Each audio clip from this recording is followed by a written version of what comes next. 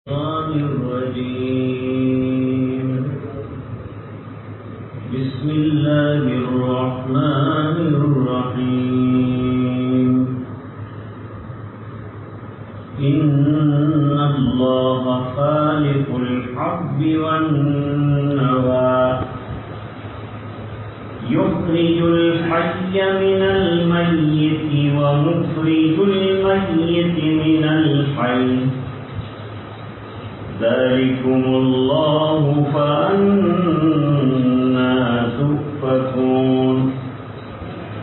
فالق الإصباح وجعل الليل سكنا والشمس والقمر حسبانا ذلك تقدير العزيز العليم. وهو الذي جعل لكم النجوم لتهتدوا بها في ظلمات البر والبحر قد فصلنا الآيات لقوم يعلمون. وهو الذي أنشأكم من نفس واحدة فمستقر ومستودع قد فصلنا الآيات لقوم يفقهون.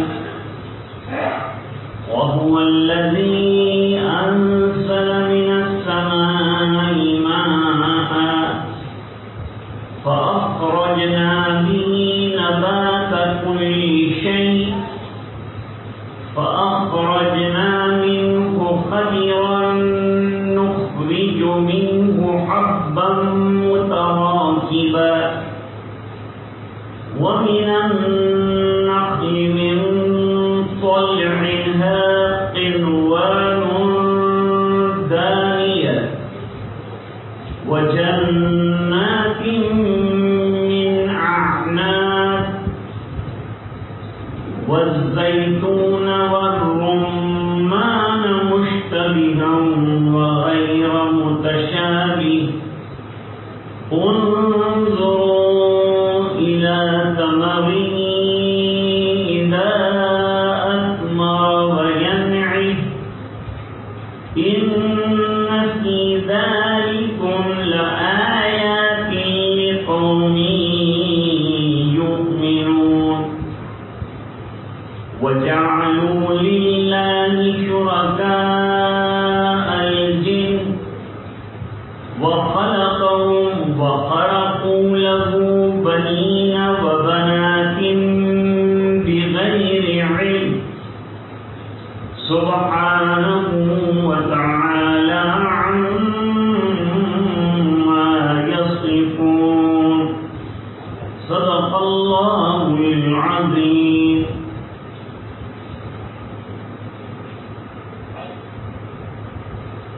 حق تعالی شانہ نے اپنی یکتائی کے 8 کارنامے بیان فرمائے اور ان کارناموں کے ذریعے سے اللہ کی وحدانیت پر، یکتائیت پر، ایک ہونے پر، علم والا ہونے پر، طاقت والا ہونے پر استدلال کیا ہے. یہ قرآن کریم کا ایک خاص قسم کا اسلوب ہے. اب شروع فرماتے ہیں. اللہ تعالی کی ذات وہ ہے کہ جس نے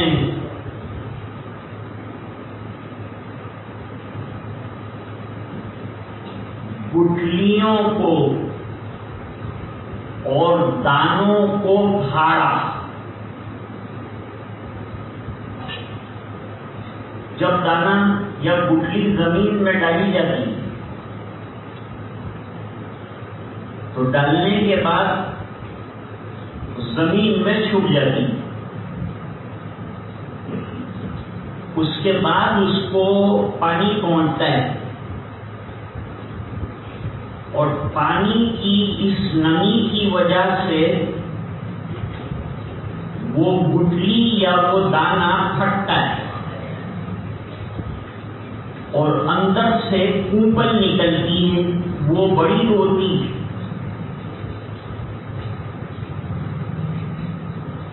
اس طرح سے اللہ تعالی مردہ کو زندہ کریں گے۔ گٹلی بالکل مردہ، اس میں سے اچانک کونپل نکلی، یہ اللہ کی قدرت، یہ اس کی یکتائی کا کارنامہ۔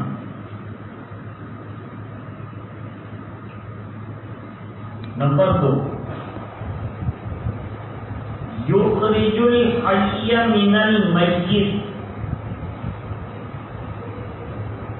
جو چیز مردہ ہے اس کے اندر سے جاندار چیزیں نکالتے ہیں، جیسے انڈا ہے، بظاہر بالکل مردہ چیز ہے لیکن اس کے اندر سے چوزا نکلتا ہے زندہ۔ نطفہ بظاہر مردہ ہے لیکن اس سے انسان پیدا ہوتا ہے۔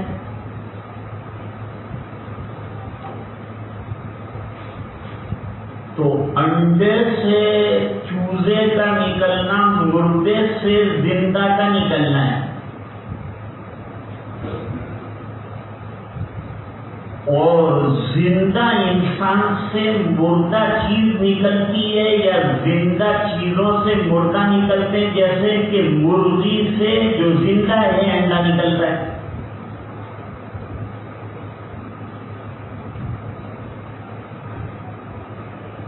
اللہ تعالیٰ فرماتے ہیں کہ تم کو یکتائی کے دلائل کہاں کہاں تلاش کرنے، تمہارے سامنے ہیں، ان کو دیکھو، ڈھونڈو، تلاش کرو، غور کرو، اللہ تک پہنچ جاؤ۔ آگے فرماتے ہیں اللہ تعالی کی یکتائی کا ایک نمونہ یہ ہے کہ وہ اندھیروں کو چاک کر کے اس میں سے روشنی نکالتے ہیں۔ رات کے اندھیرے کی چادر چاک ہوتی ہے اور پاؤ پھٹتی ہے، صبح روشن ہوتی۔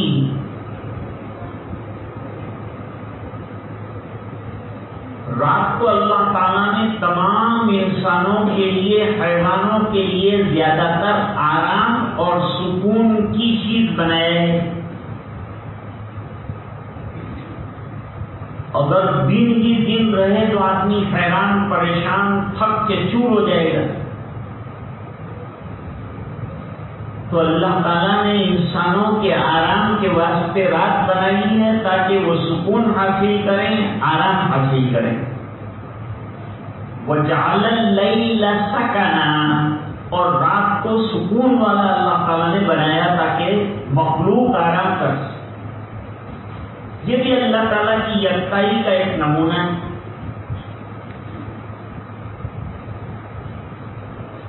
پھر آگے فرماتے ہیں وَالشَّمْسَ وَالْقَمَرَ حُسْبَانًا، اور سورج کو اور چاند کو اللہ تعالیٰ نے ایک حساب کے ساتھ آگے پیچھے چلایا ہے۔ سورج ایک لمحے کے لیے لیٹ نہیں ہوتا، ورنہ دنیا کا نظام درہم برہم ہو جائے۔ چاند کے نکلنے کا جو وقت ہے، غروب ہونے کا وقت ہے، یہ بھی اللہ تعالیٰ نے ایسا طے فرمایا ہے کہ اس میں بھی 1 سیکنڈ کی گڑبڑی نہیں آتی، اور یہ نظام ہزاروں سالوں سے چل رہا ہے اور اس میں کوئی فرق نہیں آیا۔ یہ اللہ تعالیٰ کی یکتائی کی ایک علامت ہے۔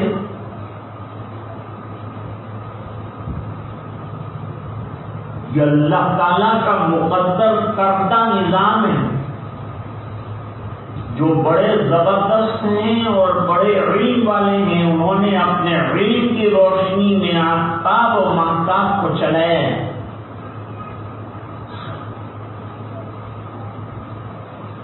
پھر اللہ تعالیٰ نے ستارے بنائے،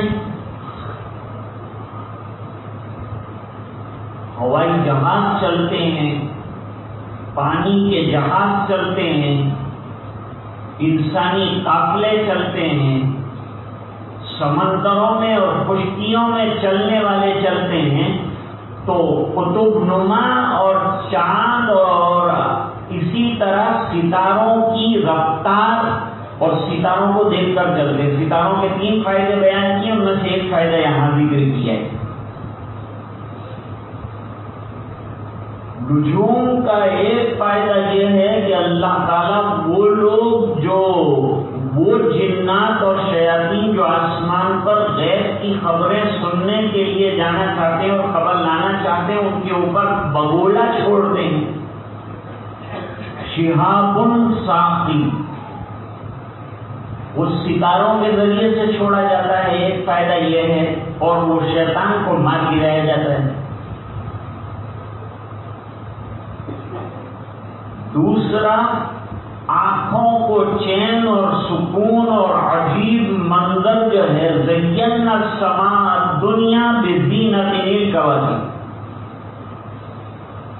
اور تیسرا وبالنجم هم یہتدون، اور ستاروں کے ذریعے سے قافلے راہیاب ہوتے ہیں، سمندر میں بھی اور خشکیوں میں، جنگلوں میں چلنے والے رات کے وقت۔ آج کل تو بہت جدید آلات آ گئے ہیں جنگل میں کہیں بھی، لیکن اصل فائدہ جو اٹھایا گیا ہے وہ ستاروں سے، چاند سے، سورج سے، جتنی چیزیں برقی ہیں وہ تمام اصل میں ان تمام چیزوں سے چلتی ہیں۔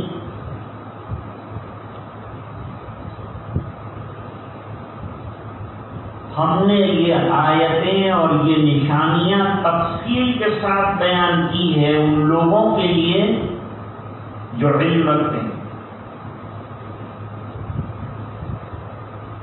پھر ہم نے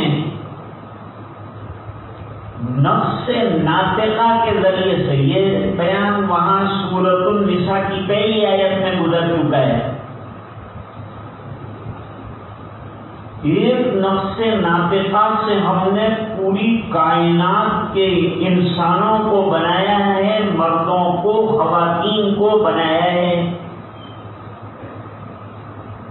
بعض کے قیام گاہ عارضی ہیں، بعض کی مستقل ہیں۔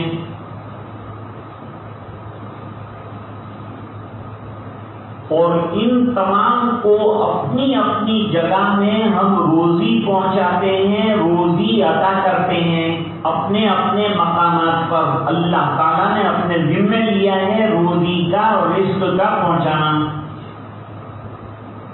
بظاہر انسان محنت کرتا ہوا معلوم ہوتا ہے، حقیقت میں دینے والے اللہ۔ وَمَا مِن دَابَّةٍ فِي الْأَرْضِ إِلَّا عَلَى اللَّهِ رِزْقُهَا۔ جتنی بھی مخلوق کائنات میں ہے ان تمام کو رزق کے پہنچانے کی ذمہ داری اللہ تعالیٰ نے اپنے ذمہ لی، اور کروڑوں کی تعداد میں مخلوق ہے، تمام کو رزق اصل میں اللہ پہنچاتے ہیں۔ اور ایک کارنامہ بیان فرماتے ہیں کہ اللہ تعالیٰ نے ایک نظام آسمان اور زمین کا بنایا۔ آسمان برساتا ہے اور زمین پانی کو جذب کرتی ہے، اور پانی کو جذب کرنے کے بعد گھاس، چارہ اور اسی طرح کھیتی، خضراوات، سبزی، فصلیں، یہ سب اگتا ہے۔ تو آسمان بارش برساتا ہے، زمین اگاتی، یہ اللہ تعالیٰ کے حکم سے اور اللہ تعالیٰ کے فیصلے سے ہوتا ہے۔ فَأَخْرَجْنَا مِنْهُ خَدِرًا، یہ جو پانی برستا ہے اس میں سے جو کونپلیں باہر نکلتی ہے، بھئی ہم جانوروں کو کھلانے کے لیے کہاں جائیں گے؟ تو اللہ تعالیٰ نے گھاس پیدا فرما دیا، چاروں طرف خود رہو گھاس پیدا ہوتا ہے اور جانور چرتے ہیں، ان کی غذا کا اللہ تعالیٰ بارش کے ذریعے سے انتظام فرما دیتے ہیں، پھر وہ گھاس جگہ جگہ اگتی ہے اور جانور اس کو کھاتے رہتے ہیں، یہ ان کی غذا کا نظام بنا ہے۔ پھر انسان جو پیداوار تیار کرتا ہے اس میں دانے جو پیدا ہوتے ہیں وہ انسان لے لیتا ہے، فصلیں انسان لے لیتا ہے، اس کی غذا بنتی ہے، اور باقی جو فصلیں کھڑی ہیں جو چارہ بن جاتی ہیں جانوروں کے لیے غذا بن جاتی ہے، تو ان کا بھی نظام بن جاتا ہے۔ حبا متراکبا، ایک من گیہوں ڈالتے ہیں تو ہزاروں من جو ہے وہ گیہوں کی فصلیں آ جاتی ہے، تہ بتہ سبزہ ایک طرف ملتا ہے، ایک طرف اناج اور غلہ ملتا ہے، لاہن کے لیے اور ترکاری کے لیے اللہ تعالیٰ نظام بنا دیتے ہیں، خبیرن طرح طرح کی سبزیاں پیدا فرما دے۔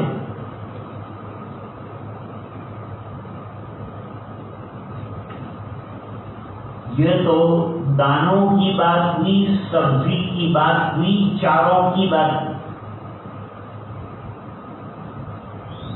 پھر اللہ تعالیٰ فرماتے ہیں کہ انسان کی ضرورتوں میں پھل بھی آتے ہیں، پھر ہم نے پھل بنائے۔ پھلوں میں ایک تو کھجور ہے، کھجور کے بڑے درخت قائم کیے، اس کے پھولوں میں سے شگوفے نکالے، وہ شگوفوں کے اندر خوشے پیدا ہوئے، وہ خوشوں کے اندر کھجوریں آئیں اور وہ خوشے لٹک پڑے، جیسے ہمارے یہاں آم ہوتے ہیں۔ کھجور کی کئی اقسام ہیں، جیسے کہ آم کی بھائی کئی اقسام ہے، الفانزو ہے، لنگڑا ہے جو بہت چلتا ہے، اس طرح اور بہت سی آم کی اقسام جو ہیں سب دیکھنے میں ایک جیسے لگتے ہیں، لیکن اللہ نے مشتبہن غیر متشابہ، ظاہر میں ایک نظر آنے والے لیکن سب کے ذائقے الگ الگ پیدا کیے۔ کس نے بنایا؟ فرمایا اللہ نے پیدا کیا۔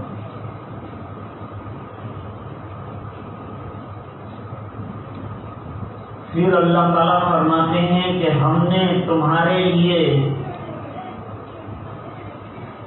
انگور کے خوشے تیار کیے، بیلوں کے اوپر انگور لگتی ہے، وہ کھاتے ہو، جتنی ضرورت ہے اس کے مطابق اللہ تعالیٰ چیزیں مخلوق کے لیے پیدا فرماتے ہیں۔ آج عام کروڑ ہندوستان کے اندر لوگ اللہ تعالیٰ سب کو پہنچا رہے ہیں، اتنی بڑی مقدار کے اندر، اتنی بڑی تعداد کے اندر یہ پیدا ہوتے ہیں۔ اسی طرح انگور آپ جاؤ راستوں پر تو آپ دیکھیں گے کہ راستوں پر دکانیں جو ہیں آم کی چاروں طرف لگی ہوئی ہے اور لینے والے لے رہے ہیں، اور ایک نعمت کا سلسلہ ہے کہ ختم نہیں ہوتا، جتنی مخلوق کی ضرورت ہے اللہ تعالیٰ اتنی چیزیں پیدا کرتا ہے۔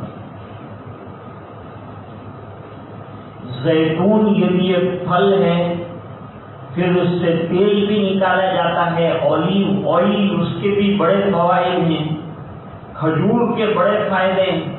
غذائیت جسے کہتے ہیں وہ غذائیت کھجور کے اندر اللہ تعالیٰ نے بہت زیادہ رکھی ہے، اس وجہ سے افطار کے اندر کھجور استعمال کی جاتی ہے، اور بعض لوگوں نے کہا سحری میں بھی 1-2 کھجور کھایا کرو تاکہ دن بھر آپ کو جو ہے اس کے ذریعے سے طاقت حاصل۔ اب یہ پھلوں کا نظام بھی عجیب ہے کہ جب تک کچے ہوتے ہیں کھانے کے قابل نہیں ہوتے۔ کوئی کچی بالکل کھجور کھائے گا اس کا منہ جو ہے کڑوا ہو جائے گا، یا منہ سوکھ جائے گا۔ لیکن یہی کھجور جب رسنا شروع ہوتا ہے اور اندر جو ہے وہ نمی پیدا ہو جاتی ہے اور اندر رس پیدا ہو جاتا ہے، تو یہی کھجور کھانے کے قابل اور ذائقے دار بن جاتی ہے۔ کچا آم کون کھا سکتا ہے؟ لیکن جب پکتا ہے تو وہ کسیلا جو آم ہے وہ رسیلا بن جاتا ہے، اور اس کے اندر ذائقہ طرح طرح کا اور الگ الگ اللہ تعالیٰ پیدا فرما دیتے ہیں اور بندے استعمال کرتے ہیں۔ اللہ فرماتے ہیں ہم نے تمہارے لیے سبزیوں کا، فصلوں کا انتظام کیا، یہ ہماری یکتائی کا نمونہ ہے، اور ہم نے تمہاری پھلوں کی جو ضرورتیں ہیں وہ ضرورتوں کو بھی پورا کیا۔ اب آگے اللہ تعالیٰ جو ہے پھر جو ہے توحید کی طرف اشارہ فرما رہے ہیں۔ جو لوگ شرک میں مبتلا ہیں اور گناہوں میں مبتلا ہیں اور خاص طور سے کفر میں اور بت پرستی میں مبتلا ہیں، ان سے کہا جا رہا ہے کہ انہوں نے اللہ تعالیٰ کے ساتھ جنات کو بھی جو ہے دیوی دیوتا بنا دیا، اور انہوں نے مختلف بھیس لیے اور انسانوں کے کچھ کام کر کے دیے، تو انسانوں نے ان کی پرستی جو ہے بھگوان کی طرح شروع کر دی۔ معلوم نہیں انسان کن کن چیزوں کو پوجتا ہے، ہر نفع دینے والی چیز کو پوجتا ہے، بلکہ نقصان دینے والی چیز کو بھی پوج ڈالتا ہے، جیسے کہ سانپ کی پوجا کرتے ہیں۔ تو پوجا کا کوئی ٹھکانا نہیں ہے، جس کو کس وقت کوئی بھگوان بنا کر پوجا شروع کر دے گا کہہ نہیں سکتے۔ یہ تو اللہ کا بڑا انتظام اور اللہ کا بڑا احسان ہے کہ ہم کو اللہ تعالیٰ نے ایک اللہ کی طرف متوجہ ہونے اور اسی کو اپنا یکتا اور پالنہار اور سرجنہار ماننے کی سعادت عطا فرمائی ہے، توفیق عطا فرمائی ہے۔ حالانکہ جنات جن کو یہ لوگ معبود بنا کر چل رہے ہیں، اور یہ دیوی دیوتاؤں کو، یہ ملائکہ کو بنات اللہ کہتے تھے، کہیں حضرت عیسیٰ علیہ السلام کو ابن اللہ کہا، کہیں حضرت عزیر کو ابن اللہ کہہ دیا۔ تمام چیزوں کی قرآن کریم نے تردید کر دی اور فرمایا تمہارا خالق، تمہارا مالک ایک اللہ، بس اسی کی عبادت کرو اور اسی کی طرف متوجہ رہو اور اسی کے سامنے سر جھکاؤ اور اسی کے بندے بن کر زندگی گزارو۔ اللہ تعالیٰ فرماتے جناتوں کو بھی پیدا کرنے والا میں، انسانوں کو بھی پیدا کرنے والا میں، اور جن چیزوں کی تم پرستش کرتے ہو وہ سب چیزیں مخلوق ہیں اور میں خالق ہوں۔ اور اللہ تعالیٰ کے لیے اولاد گانٹ لی تم نے، حالانکہ اللہ تعالیٰ اولاد کے ہونے سے منزہ ہے، اس بنا کے سب چیزیں تو مخلوق ہے اور اللہ تو خالق ہے، تو یہ ولدیت اور ابنیت کا اور ابویت کا رشتہ ہے کہاں سے؟ اس لیے سورہ اخلاص کے اندر اس کو خاص طور سے بیان فرمایا، قل هو اللہ احد، اللہ تعالیٰ یکتا ہے، واحد ہیں، ایک ہے، نہ کم ہے نہ زیادہ ہے، اور سبدیت ان کی صفت ہے، نہ کھاتے ہیں نہ پیتے ہیں، پورے عالم کو کھلاتے ہیں۔ اب یہ لوگ بیچارے صبح میں تھالی لے کر بھگوان کو کھلانے جاتے ہیں، وہ سب کتے کھا جاتے ہیں اور لومڑیاں کھا جاتے ہیں۔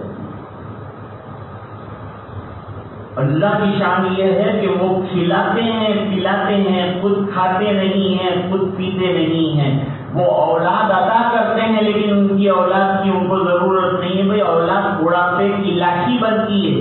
اللہ تعالیٰ ہمیشہ طاقتور ہے، کبھی ان کے یہاں ضعف اور کمزوری نہیں آئے گی کہ کوئی اولاد کے سہارے کی اس کو ضرورت پیش ہے۔ وہ خرق لہو بنینا، اور اللہ تعالیٰ کے لیے بیٹیاں کاٹی اور بیٹے تجویز کر دیے، وہ بنا دیں بیٹیاں اور بیٹے تجویز کے بغیر علم ہے نہیں، اندھے بہرے ہو کر ٹوٹ پڑے، جیسا جس نے کہا اس کے پیچھے چل پڑے، دلیل کوئی بھی نہیں ان کے پاس۔ سبحان،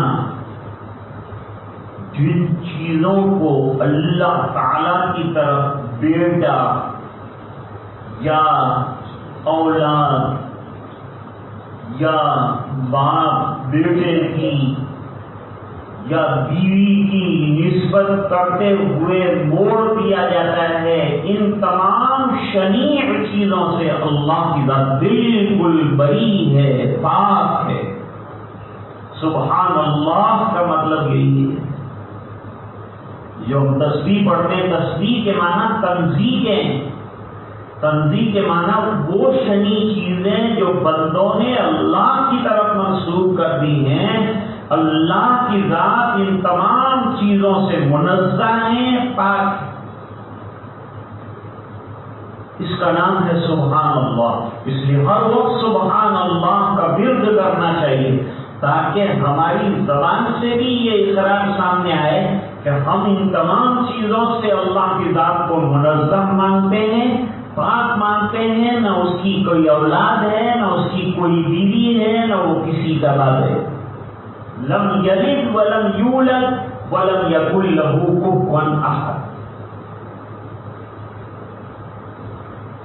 نیا رکوع شروع ہوا لیکن آپ تھک جائیں گے، اس بنا پر بات کو ختم کرتے ہیں انشاءاللہ آئندہ تفصیل۔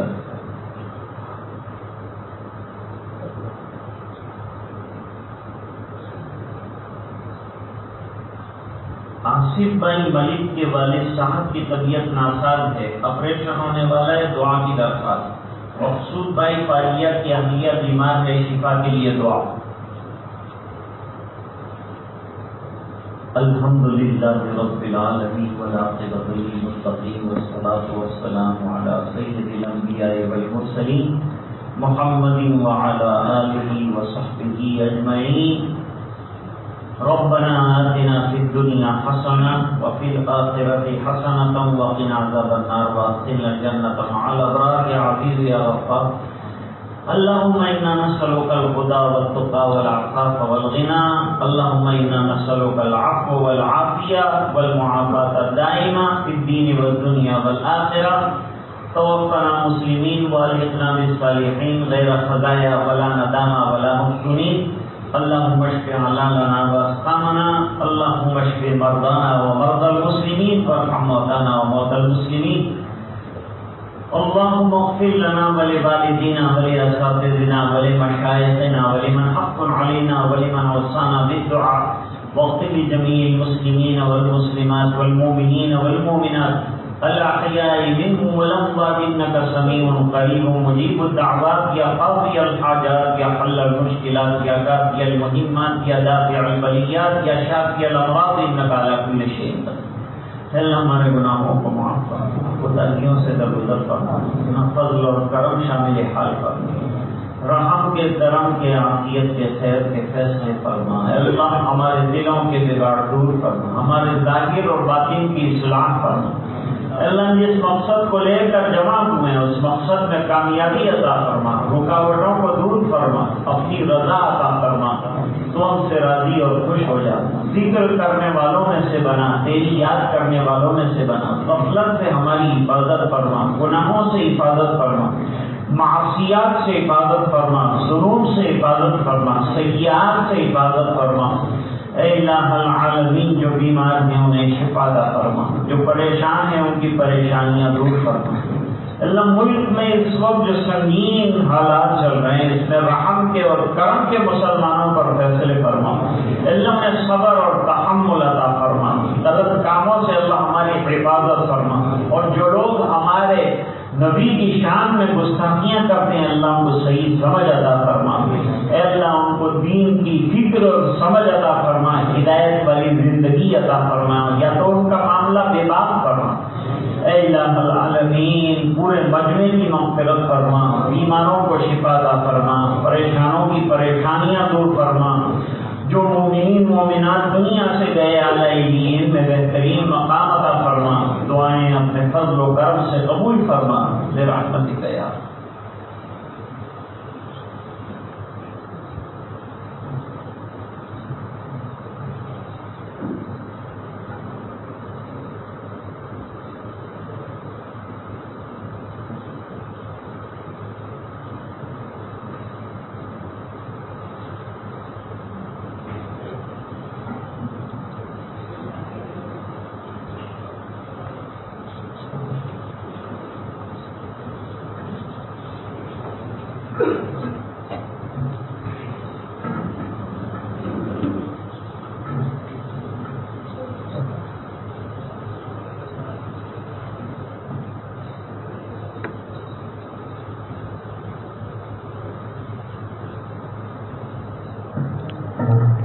تھوڑی دیر کے لیے انشاءاللہ ذکر کریں گے، اس کے بعد تھوڑی دیر کے لیے مراقبہ کریں گے اور اس کے بعد دعا روشنیاں بند ہیں۔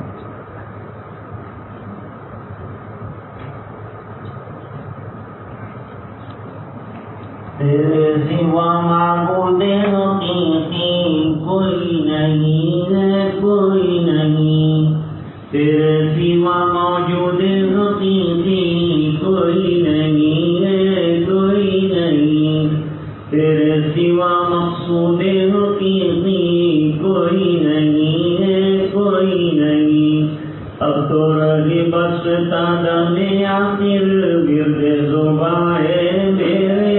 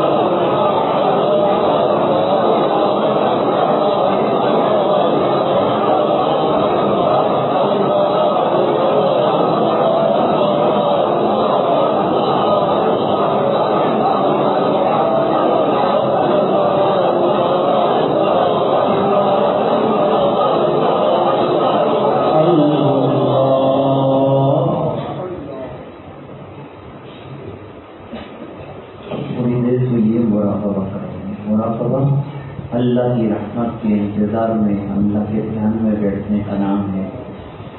کسی شیخ سے بیعت نہ ہو تب بھی مراقبہ کر سکتے ہیں، یہ سادہ مراقبہ ہے، سب کر سکتے ہیں، کرنا چاہیے، بہت فائدہ ہوتا ہے۔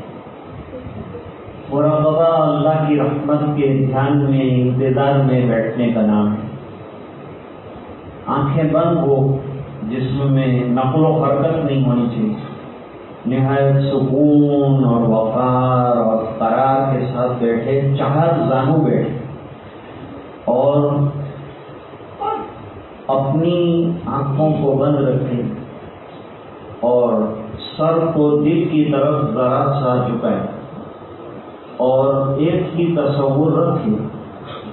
یہ تصور پورے مراقبے کے اندر جاری رہے، اللہ کی رحمت برس رہی ہے، دل میں سما رہی ہے اور دل اللہ اللہ اللہ کر رہا ہے۔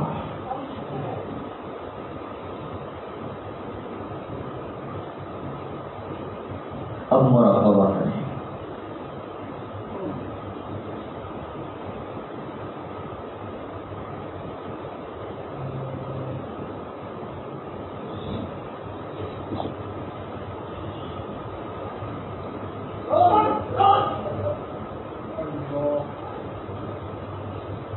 اے مقتدی بیدار شو، بیدار شو، بیدار شو۔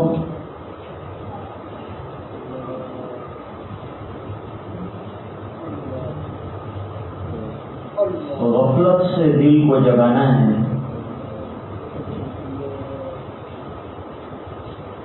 در ذکر حق مشغول شو، مشغول شو، مشغول شو۔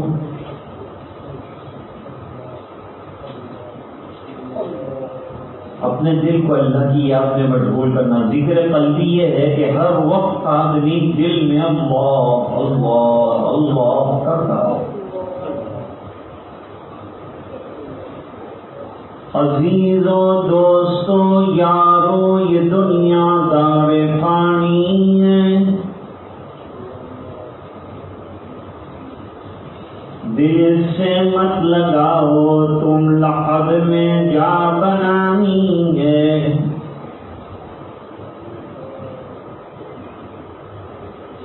ہوا یا بغیر طاعت پھنسا لذات دنیا میں، عقل کھوئی گئی تیری یہ کیسی نادانی ہے،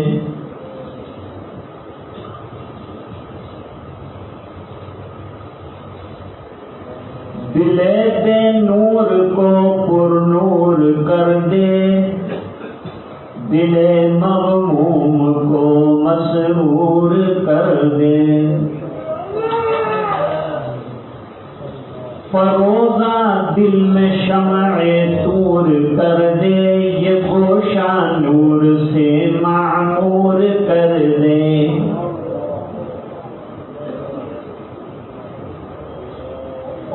میرا ظاہر سنور جائے الہی، میرے باطن کی ظلمت دور کر دے،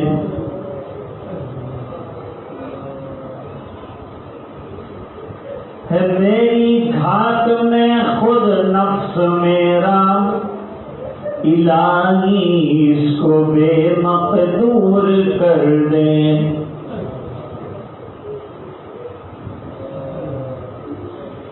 روزے رکھ نمازیں پڑھ خدا کو یاد کر ہر دم، کہ یہ نیکی تجھے ایک دن کام آنی ہے،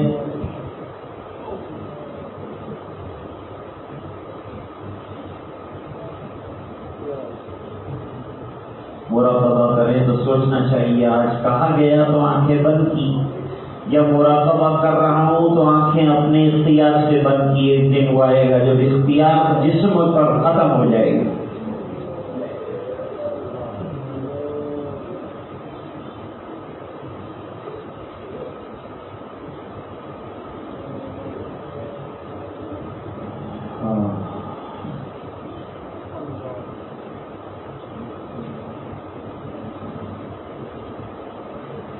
لا الہ الا اللہ محمد رسول اللہ صلی اللہ علیہ وسلم،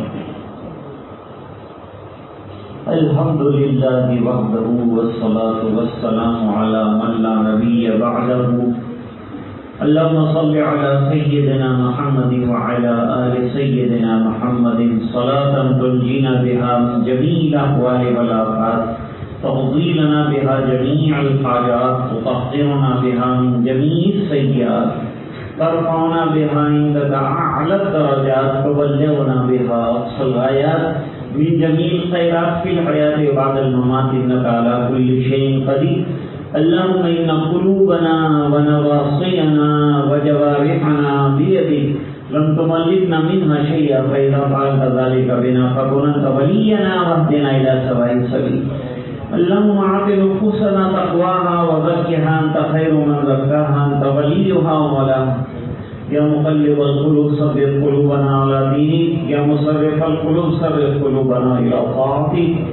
اے اللہ ہمارے گناہوں کو معاف کر، اے اللہ ہم گناہوں کے سمندر میں غرق ہیں، اے اللہ ڈوبے ہوئے ہیں، اے اللہ کسی طرح سے نجات کی سبیل نظر نہیں آتی، اللہ تو اپنی کرم کی بارش برسا دے، اللہ ہمارے گناہوں کو معاف فرما دے، اللہ تیرے دربار میں ہاتھ اٹھائے ہیں، سچی توبہ نصیب فرما دے، ہمیں سچا تائب ہونے والا بنا دے، اللہ گناہوں کی نفرت ہمارے دل میں بٹھا دے، اللہ نیکیوں کی توفیق عطا فرما دے، نیکیوں کی محبت عطا فرما دے، نیکیوں سے عشق عطا فرما دے، سنتوں کا پیار عطا فرما دے، ایک ایک سنت پر عمل کرنے کی توفیق عطا فرما دے، حضور پاک صلی اللہ علیہ وسلم سے محبت عطا فرما، آپ کے نام سے آپ کے کام سے اللہ سچی محبت عطا فرما، آپ پر فدا ہونے والا بنا دے، سچا عاشق بنا دے، اللہ جو لوگ سمجھ نہیں رہے ہیں میرے سرکار کی بات کو انہیں سمجھا دے، ہدایتیں عطا فرما دے، اللہ ناموس رسالت پر جو حملے ہو رہے ہیں اللہ یہ حملہ کرنے والوں کو ختم فرما دے، خیر کے فیصلے فرما دے، اللہ مسلمانوں کو پورے عالم میں عزتیں عطا فرما، رسوائیوں سے بے بےعزتیوں سے حفاظت فرما، اپنی رضائے دائمی عطا فرما، کثرت سے میرے آقا پر درود پڑھنے کی توفیق عطا فرما، ایک ایک سنت کو لے کر چلنے کی توفیق عطا فرما، عشق رسول، محبت رسول، اتباع رسول صلی اللہ علیہ وسلم نصیب فرما، تیری یادوں بھری زندگی عطا فرما، ذکر والی زندگی عطا فرما، تیرے شکر والی زندگی عطا فرما۔ جو حالات چل رہے ہیں اللہ ہمیں اپنے نفس پر کنٹرول عطا فرما، صبر عطا فرما، ورنہ دشمن ہمیں اپنی گولیوں سے بھوننے کے لیے تیار ہو گئے۔ اللہ وہ ہمیں کسی طرح سے الجھا کر مٹانا ختم کرنا چاہتے ہیں، تو ہماری بقا کے فیصلے فرما دے، تو رحم کے فیصلے فرما دے، اللہ ہماری صحیح رہنمائی فرما دے، ہمیں اپنے قائدین اور بزرگوں کے کہنے کے مطابق چلنے کی توفیق عطا فرما دے۔ اے الہ العالمین ذاکرانہ اور شاکرانہ زندگی عطا فرما دے، پورے مجمع کی مغفرت فرما دے، مرحومین کی مغفرت فرما دے، بیماروں کو شفا عطا فرما دے، پریشانوں کی پریشانیاں دور فرما دے، جو الجھنوں میں گرفتار ہیں ان کی الجھنیں دور فرما دے۔ اے الہ العالمین پورے مجمع کی مغفرت فرما، جہاں تک سنا جا رہا ہے لوگوں نے ہاتھ اٹھائے، اللہ ان تمام کی مغفرت فرما، امت کے ایک ایک فرد کی مغفرت فرما، یہ دعائیں اپنے فضل و کرم سے قبول فرما، برحمتک یا ارحم الراحمین۔ السلام علیکم ورحمۃ اللہ۔